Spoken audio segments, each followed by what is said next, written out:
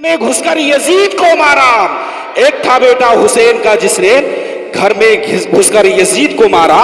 اور حضرات ہم حسینی ہیں اور حسینی جہاں ہوتے ہیں خاموش نہیں بیٹھتے ہیں، اس لیے کہ حسینی کا قبضہ ہر جگہ پہ ہے کہ نہیں ہے نا.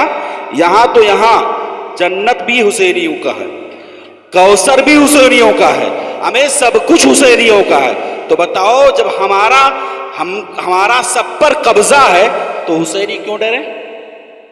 ہے کہ نہیں؟ اگر آپ حسینی ہیں تو ایک شعر میں آپ کے حوالے سے یہ علماء کرام تک پہنچا رہا ہوں. شاعر کہتا ہے کہ دریا حسین کا ہے سمندر حسین کا. میں ایک شعر آخری شعر پڑھنے جا رہا ہوں، پھر آپ کے چہیتے شاعر اکرم مینائی کو آپ کے حوالے کر رہا ہوں. اگر آپ مکمل طور سے بیدار رہیں گے اور آپ سبحان اللہ اور الحمدللہ کی کیا نام ہے صدائیں بلند کرتے رہیں گے تو ہو سکتا ہے ایک شعر میں آپ کو اور سنا دوں پھر جاؤں. اگر نہیں بیدار رہیں گے تو میں صرف لاسٹ اور آخر شعر ہے. شاعر کہتا ہے کہ دریا حسین کا ہے سمندر حسین کا. کہہ دو نا سبحان اللہ، اور بلندی کے ساتھ میں کہہ دیا حسین، اور تیزی کے ساتھ میں کہہ دیا حسین. دریا حسین کا ہے سمندر حسین کا، جنت بھی ہے حسین کی کوثر حسین کا. ہمارے علماء کرام بھی تشریف رکھتے ہیں. میں اپنے خاندان والوں سے بھی اس پر ضرور ان سے دعاؤں کا طالب ہوں اور ان سے زور چاہتا ہوں.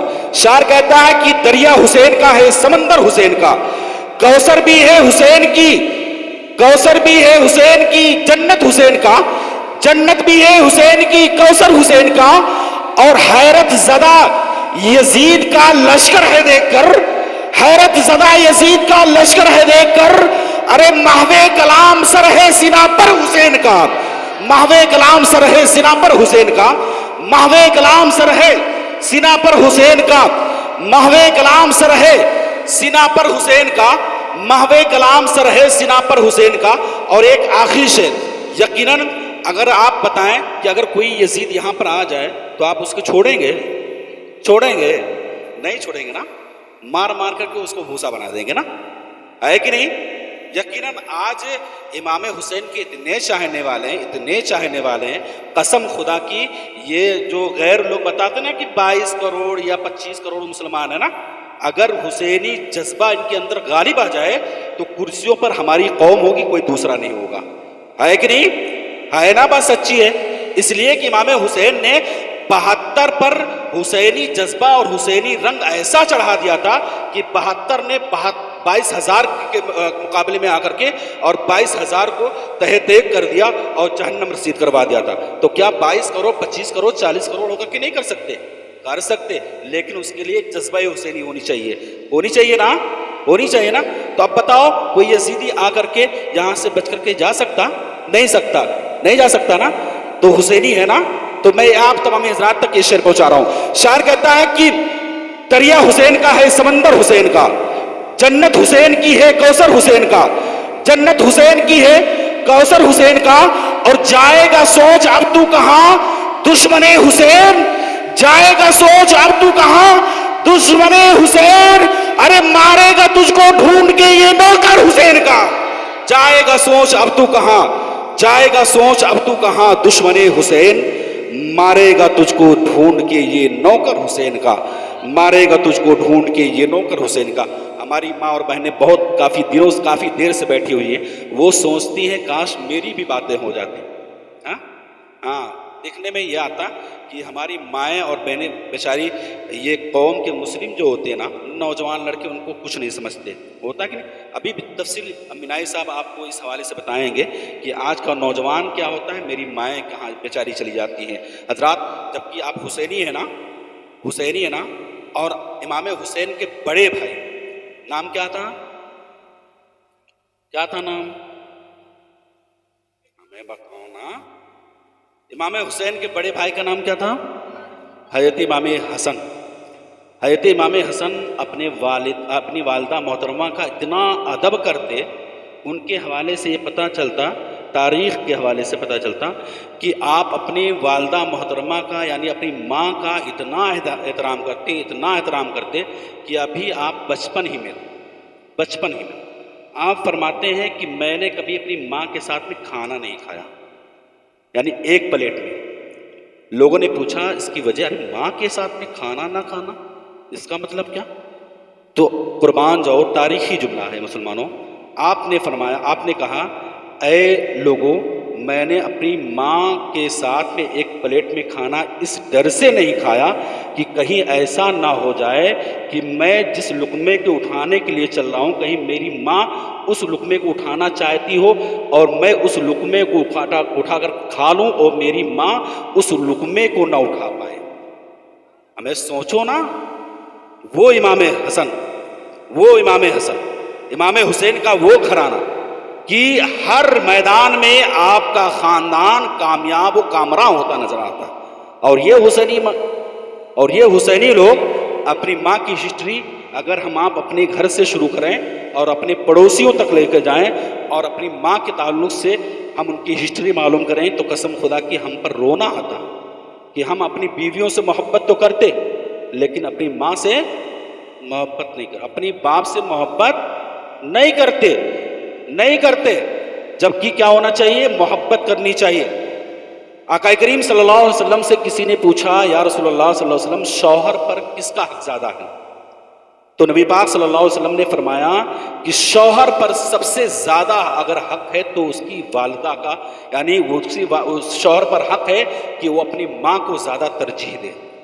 پھر سائل نے پوچھا کہ یا رسول اللہ صلی اللہ علیہ وسلم، پھر اس کے بعد پھر نبی پاک صلی اللہ علیہ وسلم نے فرمایا کہ شوہر پر زیادہ حق ہے کہ وہ اپنی ماں کو ترجیح دے، پھر اس کی اپنی وائف کو، کیونکہ شوہر کے لیے جنت اس کی ماں ہے حضرات۔ لیکن آج ہم جنت کہاں ڈھونڈ رہے ہیں؟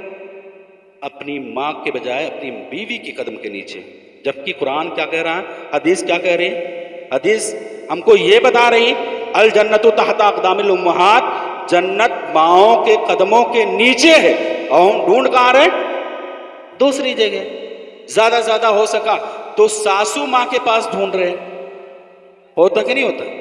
ہمیں اپنی ماں کو بھول جاتے ہیں اور ساسو ماں کو یاد کر لیتے ہیں، جنت وہاں ڈھونڈ رہے ہوتے کہ نہیں ہوتے؟ حضرات یقیناً آپ اپنی ماں سے محبت کرو۔ ماں سے کون محبت کرتے ہیں؟ ایک شعر میں مجھ کو یاد آ گیا، اگر آپ اپنی ماں سے محبت کرتے ہو تو اپنے دونوں ہاتھوں کو بلند کر دیجیے، یا رسول اللہ۔ میری ماں بیٹھی ہوئی ہے، میری ماں آپ مکمل سپورٹ میرا کریں، اس لیے کہ میں آپ کے تعلق سے بتا رہا ہوں۔ حضرات ماں سے محبت کرتے ہیں نا سچی معنوں میں کرتے ہیں؟ تو میں ایک شعر پڑھنا چاہتا ہوں۔ شاعر کہتا ہے کہ نعمت کے عوض وہ کوئی اجرت نہیں مانگی، نعمت کے عوض وہ کوئی اجرت نہیں مانگی، نعمت کے عوض وہ کوئی اجرت نہیں مانگی، دنیا سے کبھی حسب ضرورت نہیں مانگی۔ بات سچی ہے تو سبحان اللہ ضرور کہیے۔ میں مکمل طور سے آپ کی طرف مخاطب ہوں اور آپ مکمل طور سے ہماری طرف مخاطب رہیں، کسی اور کی طرف نہیں، اس لیے کہ اس وقت اسٹیج پر سب سے خوبصورت علماء کرام ہیں، کوئی اور نہیں۔ شاعر کہتا ہے کہ نعمت کے عوض وہ کوئی اجرت نہیں مانگی، دنیا سے کبھی حسب ضرورت نہیں مانگی۔ ارے مسلمانوں، یہ ماں کا جگر ہے کہ لہو اپنا پلا کر، یہ ماں کا جگر ہے کہ لہو اپنا پلا کر، ارے بچے سے کبھی دودھ کی قیمت نہیں مانگی۔ یہ ماں کا جگر ہے کہ لہو اپنا پلا کر، یہ ماں کا جگر ہے کہ لہو اپنا پلا کر، بچے سے کبھی دودھ کی قیمت نہیں مانگی، بچے سے کبھی دودھ کی قیمت نہیں مانگی۔ حضرات محترم، اب میں بہتر سمجھتا ہوں کہ آپ کی نظریں جس شاعر پر ٹکی ہوئی ہے وہ کوئی اور شاعر نہیں بلکہ آپ کا چہیتا، آپ کا محبوب، آپ کا ایک دم مختوم شاعر ہے، شاعر اہل سنت عالی جناب اکرم مینائی کھرگوپوری، جس کو آپ تمامی حضرات سننے کے ہمیشہ موڈ میں رہتے ہیں۔ اب آئیے حضرات اسی شاعر کو میں آپ تمامی حضرات کے حوالے کرتا ہوں۔ شاعر اعظم ہندوستان عالی جناب اکرم مینائی کھرگوپوری، اس سے پہلے کہ آپ تمامی حضرات مکمل بیداری کا ثبوت دیں اور استقبال کر لیں دونوں ہاتھوں کو اٹھا کر کے، نعرہ تکبیر، نعرہ رسالت، نعرہ حیدری، نعرہ حیدری۔ کبھی دیوار ہلتی ہے کبھی در کانپ جاتا ہے، کبھی دیوار ہلتی ہے کبھی در کانپ جاتا ہے، علی کا نام سنتے ہی وہ خیبر کانپ جاتا ہے، کبھی دیوار ہلتی ہے کبھی ادھر کانپ جاتا ہے. علی کا نام سنتے ہی وہ خیبر کانپ جاتا ہے, وہ خیبر کانپ جاتا ہے, اور علی کا نام سنتے ہی وہ خیبر کانپ جاتا ہے. اور یہ زندہ حقیقت ہے, یہی دیکھا گیا اکثر کہ رضا کے نام سے 24 نمبر کانپ جاتا ہے, کہ رضا کے نام سے 24 نمبر کانپ جاتا ہے. اور میرے خواجہ کا ایک ننھا سا کٹورا دیکھ کر واللہ, میرے خواجہ کا ایک ننھا سا کٹورا دیکھ کر واللہ, ارے انا ساگر تو کیا پورا سمندر کانپ جاتا ہے, انا ساگر تو کیا پورا سمندر کانپ جاتا ہے, انا ساگر تو کیا پورا سمندر کانپ جاتا ہے. اب مائک پر شاعر اعظم ہندوستان